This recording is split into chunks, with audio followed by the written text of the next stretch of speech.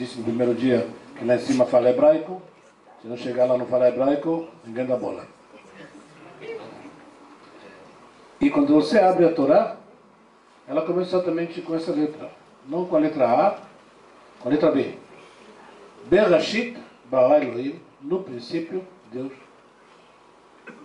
E a simbologia é muito simples.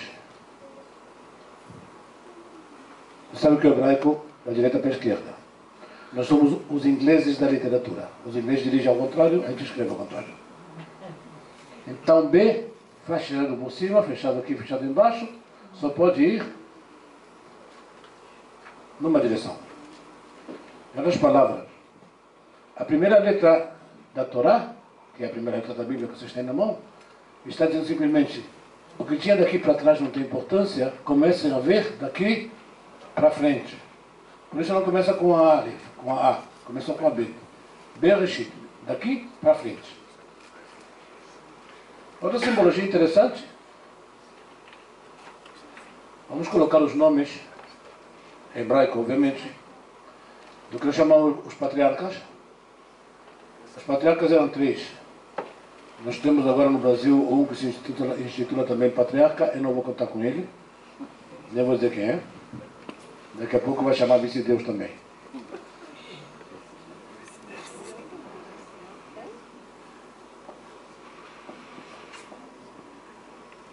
Jacob,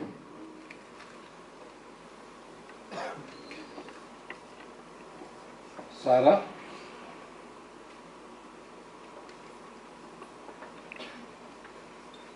Rebeca,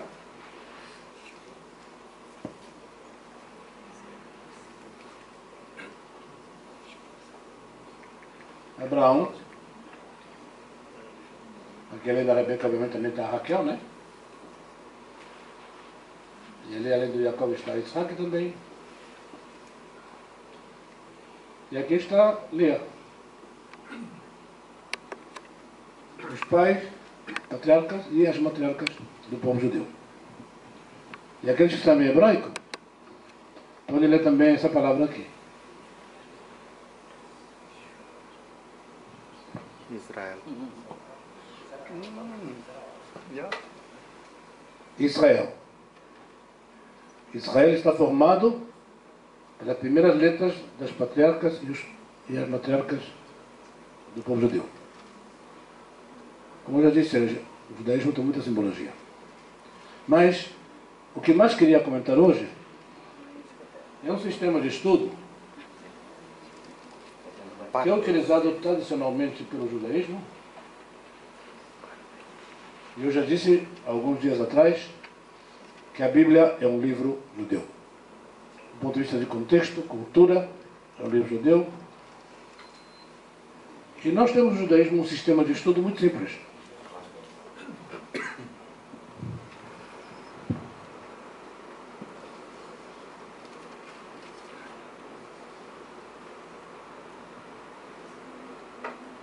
Pardes. O que significa Pardes? Pardes hoje em dia é uma plantação de cítricos em Israel.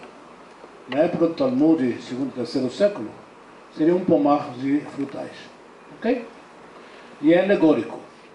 Então, era muito comum dizer rabino tal e qual entrou no Pardes. E alguns rabinos se perderam no Pardes.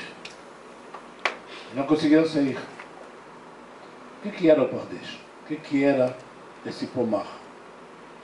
Pardes é uma abreviatura de 4 palavras.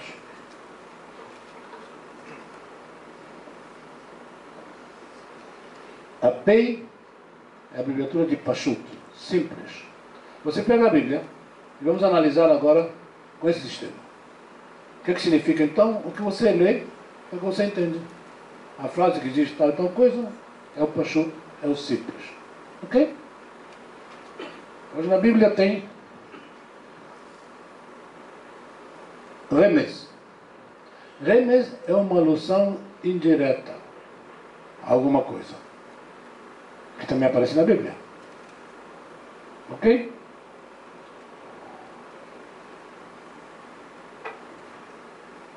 Alguém lembra na Bíblia quando faleceu Rebeca, a esposa de Isaac?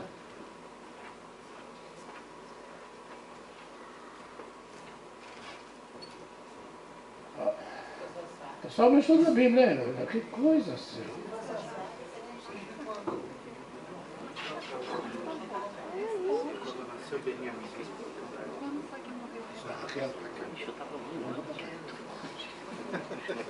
Gente, não diz. Não diz.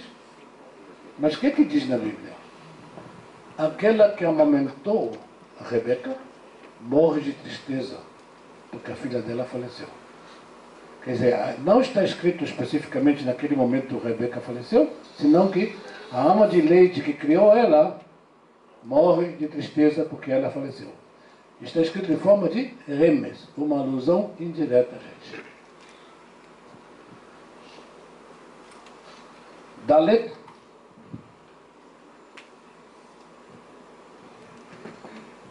Dishat. Dishat significa simplesmente tirar conclusões, conectando uma ou duas ou mais partes da Bíblia. Nós mostramos ontem com Branco, por exemplo, esse capítulo, esse versículo, Isaías, aparece aqui e aparece o Cântico de Moisés, paralelo, e assim para frente. Então, deixar significa tirar uma conclusão, juntando ou analisando juntos duas partes diferentes da Bíblia, como todo livro judeu. E no final temos a Samer, que é Sod. Sod significa simplesmente um segredo. Nós não sabemos exatamente tudo o que está escrito na Bíblia. E ainda vai ter coisas que vão ser um segredo. Vou dar um exemplo muito concreto, e não vou falar disso hoje. Levítico diz que se uma pessoa te deve dinheiro, falamos disso, lembra-se? A pedra superior. Você pode entrar na casa dele, não pode tomar o manto dele, nem a pedra superior. Aí você fica matutando o que é a pedra superior. É a chave do carro? Não tem carro. Quando você vê lá em Israel os moinhos de pedra, a pedra de baixo em forma de cono, a pedra de cima em forma de funil, você joga o trigo, faz rodar, recebe farinha de trigo embaixo. Se você tirou a pedra superior, quer dizer que ele não pode se alimentar com o mínimo necessário, não pode fazer pão. Então, o que está dizendo Levítico é: você não pode deixar ele sem proteção à noite, e não pode deixar ele sem um alimento mínimo que seria o pão. Qualquer pessoa naquela época que você fala da pedra superior vai saber do que você está falando. Hoje, você lê a Bíblia, e se ninguém explicou para você o que é pedra superior, você fica matutando que pedra é essa. Então, até esse momento foi um segredo para vocês, a partir daí, de repente é revelado.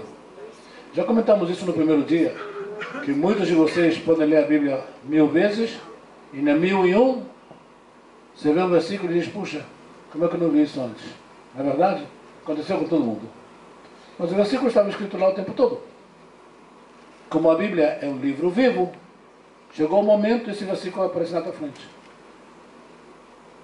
Olha a definição. A Bíblia é a máquina do tempo, que nos permite viajar no passado, e a Bíblia é um livro vivo, porque ao ser a palavra de Deus, ela funciona diferente de qualquer outro livro. E não adianta. Tenta achar uma explicação que você nunca viu esse versículo, quando ele estava lá o tempo todo. Aí de repente ele aparece. Porque esse é o momento que pode aparecer na tua frente. Esse é o conceito de abrir novas janelas de conhecimento. Ok? Agora podemos continuar. Como eu comentei, este pequeno comentário de hoje não estava no programa, a ideia era fazer no final de perguntas e respostas. Mas quero colocar algumas coisinhas novas.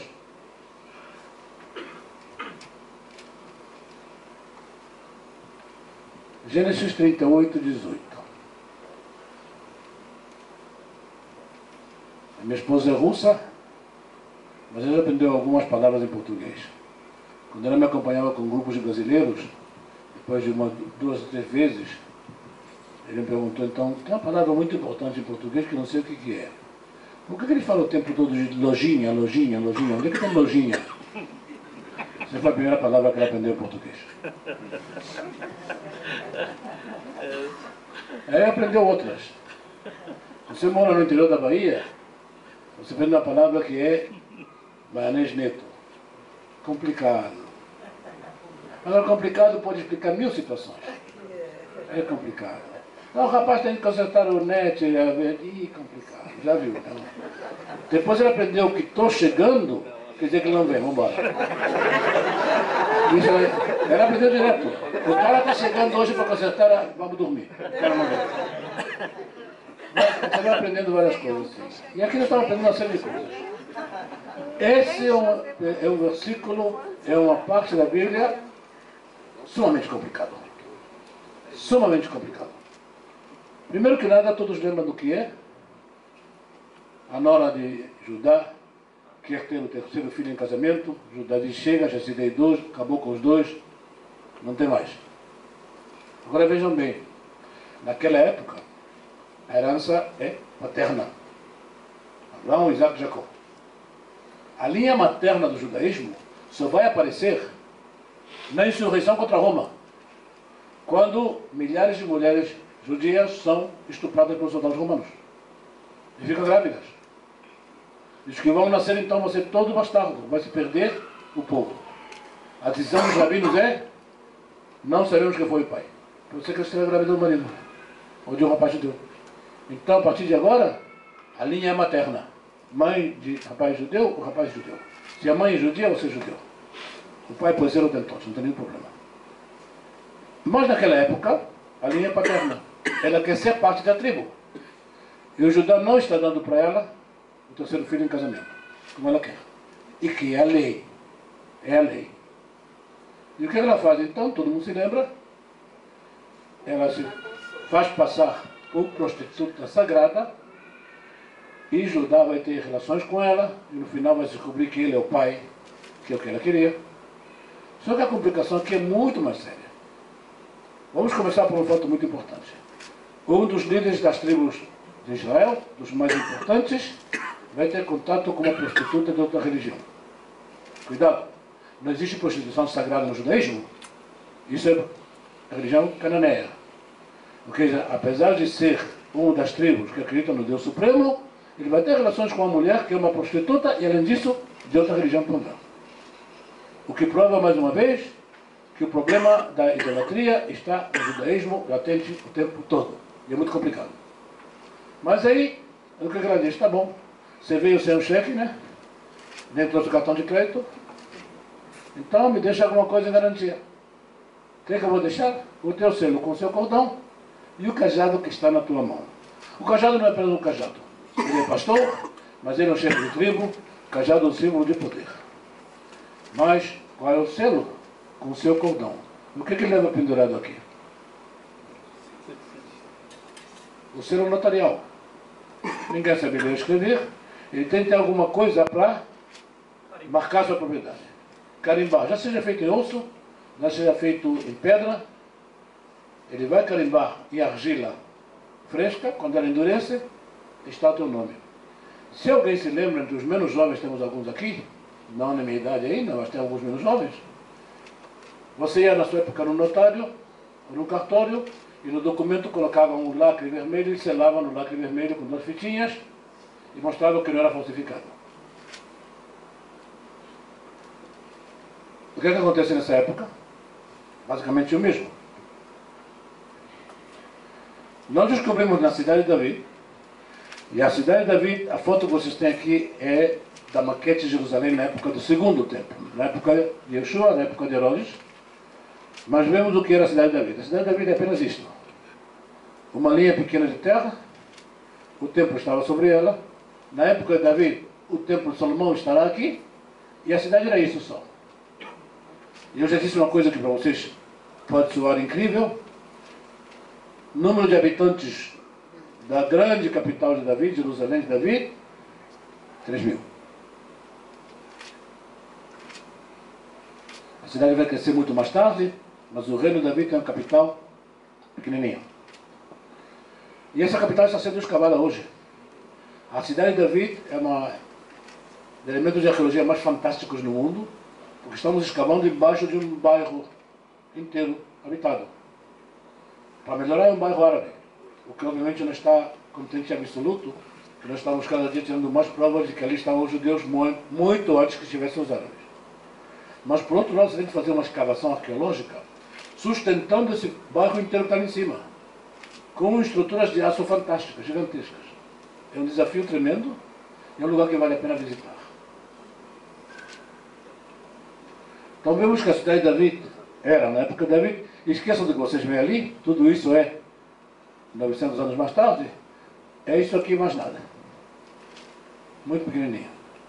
Porque este já é o templo na época de Herodes. Se vocês olham bem, alguém falava ontem do templo de Salomão em São Paulo, não tem nada a ver com Salomão, mas é copiado desse aqui. Isso é um resto da escavação que já mudou muito. Hoje tem todo um projeto de luz e som, com bancos mostrando as diferentes etapas da escavação. É parte dela que está ao ar livre. Muito ainda é subterrâneo. E esse é o ponto interessante. O que nós temos aqui? Carimbo, gente. Carimbo, um por um. O que nós chamamos de bula é simplesmente marcado na argila a propriedade.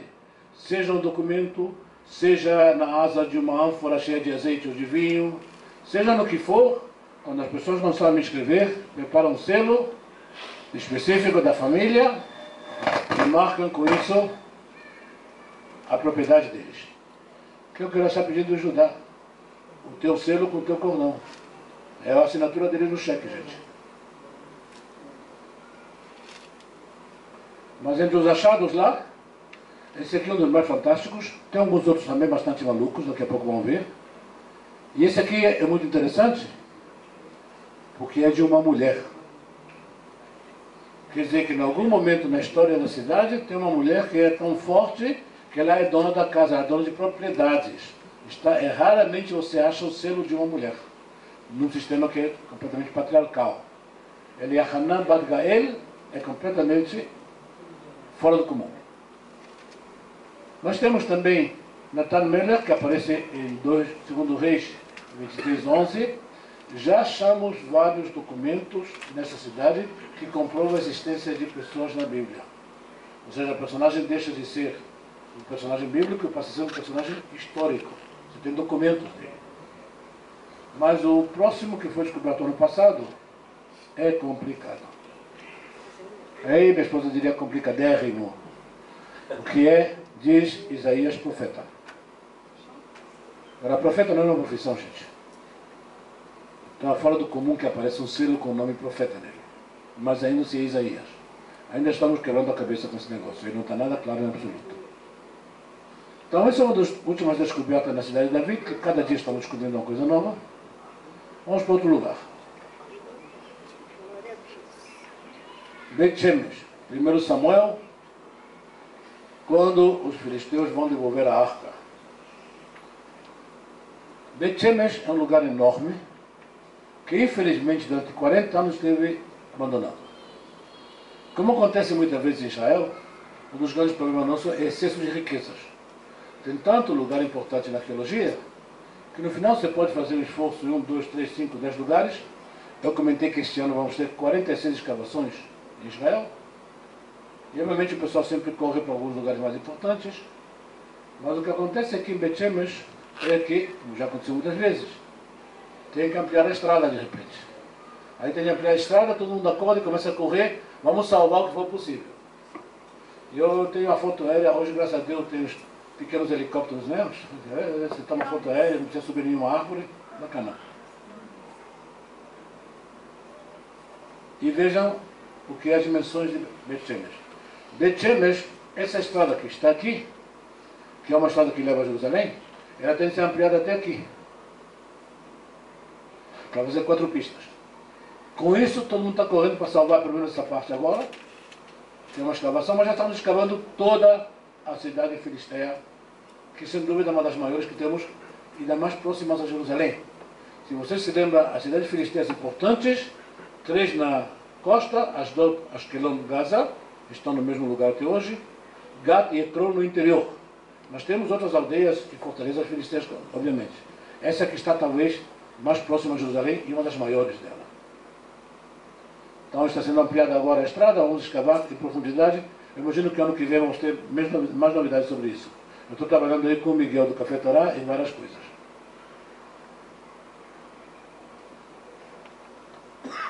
Este é um lugar que ainda não está aberto a visitantes. Eu estou escavando aí atualmente.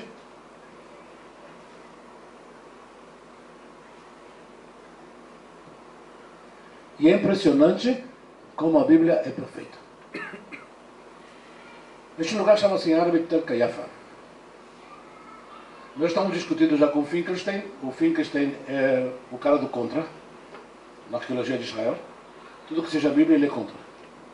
Então, adora ele atualmente na faculdade de Mackenzie, na Metodista, porque ele apoia todas as teorias malucas deles que podem cancelar parte da Bíblia, não tem importância. Isso chama-se teologia da liberação.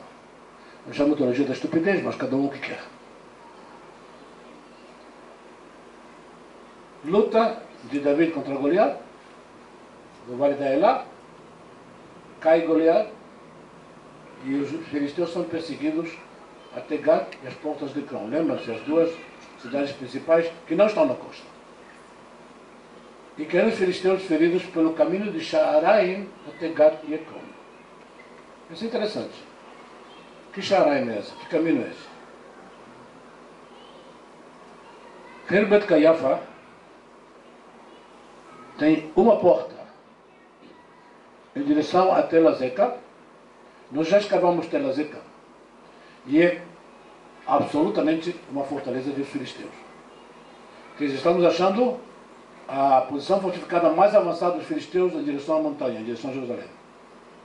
E há uma porta em Tel Kayafa que dá para Tel Azeca. A segunda porta dá para onde?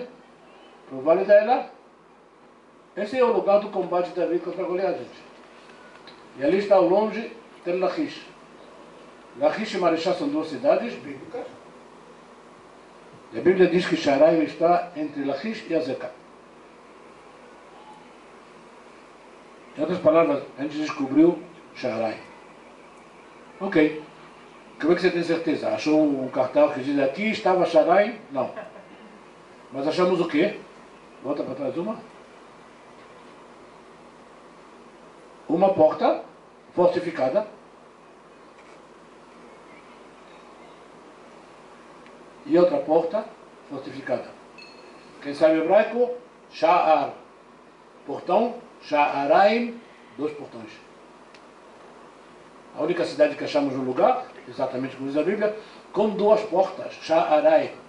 Uma para lá e outra para cá. Uma olhando em direção aos filisteus e outra olhando em direção ao Vale da Elá. É, pelo visto, ainda estamos escavando, não está aberto ao público, uma das pequenas fortificações de David em primeira linha cara aos filisteus.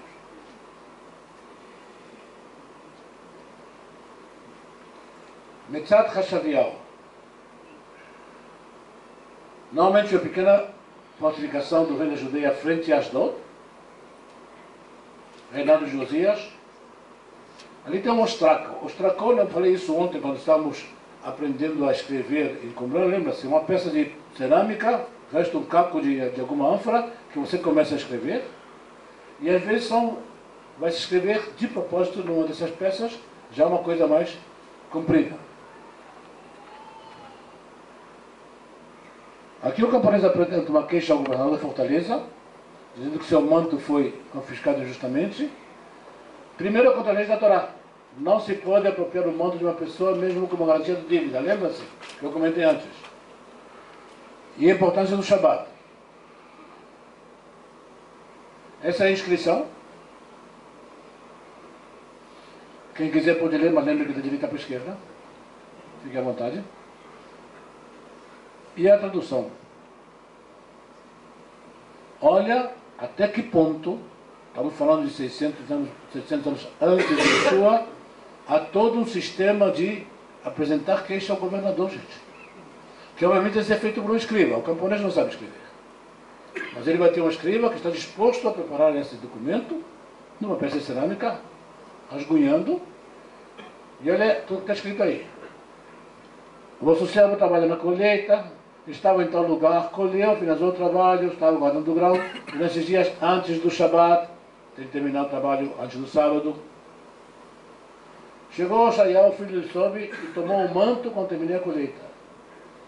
Um dos administradores disse, você não Se não trouxe bastante trigo, então levante o manto de castigo. O que é injusto, meus companheiros podem dar testemunho por mim, trabalharam comigo, eles podem dar para mim, sou inocente da culpa e ele roubou meu manto. Peço ao governador que devolva o manto ao servo. Vocês veem bem, há todo um sistema de administração e há todo um sistema de... Tivemos que preservar o Shabat, trabalhei antes do Shabat, não está fazendo nada errado. E a lei da Torá é básica, eles conhecem essa lei. Ele não pode levar meu manto, gente. Isso está proibido pela Torá. E essa carta então nos dá uma série de ideias bem amplas do que está acontecendo naquela época. Apesar que é relativamente um documento local apenas. E ontem comentamos os manuscritos do Mar Morto, e este é um caso típico de como os manuscritos do Mar Morto vão nos dar uma luz nova sobre uma parte da Torá que a gente não conhecia. 1 Samuel 10, 27. Mas se você abre Samuel, vocês vão ver que termina em 10, 24. Não 10, 25, 26, 27. Que história é essa de 10, 27?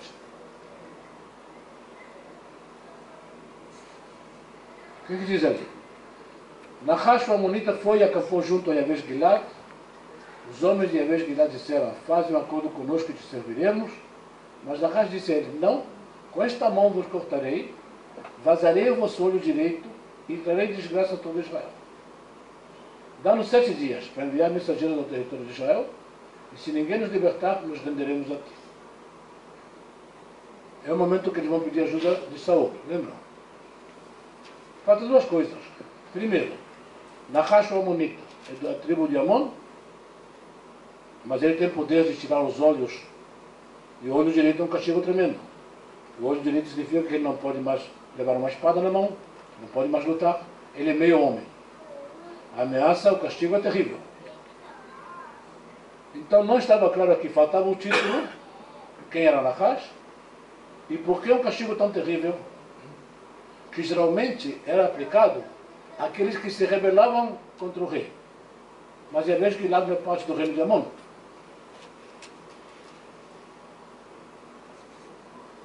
Quartos, 4 que, quer dizer, gruta número 4, Samuel, versículo 24 a 27, gente. E aí aparece o que a gente não conhecia, não conseguia entender. Aqui aparece o título, Nahash, rei de Amon, oprimiu os filhos de Gad e os filhos de Reuben com força, e vazou a todos eles o olho direito e colocou sobre eles terror e pânico. Ou seja, os amonitas estão governando e têm poder sobre as tribos de Gad e Reuben, que estão do outro lado do Jordão, lembra? Os que se rebelaram contra ele, o que aconteceu? Não vazou, entre eles todos vazaram o olho direito, que é o castigo contra quem se rebela contra o rei. Por que ele ameaça esse castigo ao pessoal de Yavesh Gilad, que não são súditos dele? Porque 7.000 homens fugiram e se refugiaram em Yavesh Gilad. E passado um mês, Nahash o Amonita foi e acampou, etc, etc, etc. O que acontece? Vocês deram refúgio para aqueles que se levantaram contra mim, vão receber o mesmo castigo. Vão perder o olho direito. Apesar de não serem súditos meus, que seria um castigo reservado para meus súditos. Porque vocês colaboraram com súditos meus que se rebelaram contra mim. Esses 3 versículos explicam o que estava faltando em 10:24. Estava faltando a explicação como isso aconteceu. O escriba, em algum momento, ouviu a palavra Nahash e pulou. Pulou e esqueceu de botar esses 3 versículos. Isso foi achado só agora em Qumran, gente. Quer dizer, nesse momento a gente tinha 2 perguntinhas. Por que esse castigo tremendo? E por que não aparece o título dele? Como é comum na Bíblia. É que estavam faltando esses 3 versículos. Isso foi achado agora.